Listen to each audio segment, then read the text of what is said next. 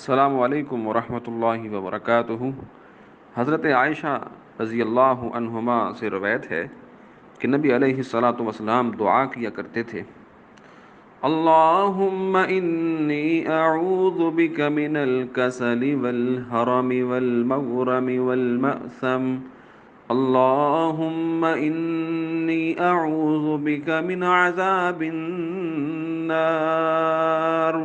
وفتنة النار وفتنة القبر وعذاب القبر وشر فتنة الغنى وشر فتنة الفقر ومن شر فتنة المسيح الدجال، اللهم اغسل خطاياي بماء الثلج والبرد ونق قلبي من الخطايا كما ينقى الثوب الأبيض من الدنس، وباعد بيني وبين خطاياي كما باعدت بين المشرق والمغرب۔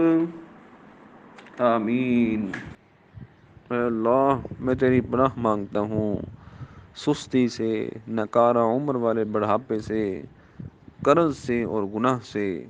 اے اللہ، میں تیری پناہ مانگتا ہوں دوزخ کے عذاب سے، دوزخ کی آزمائش سے، قبر کے عذاب سے، مالداری کی بری آزمائش سے، محتاجی کی بری آزمائش سے، اور مسیح دجال کی بری آزمائش سے۔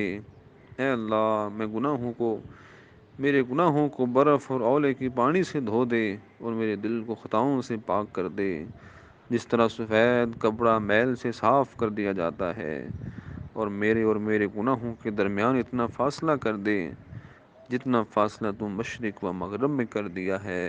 آمین۔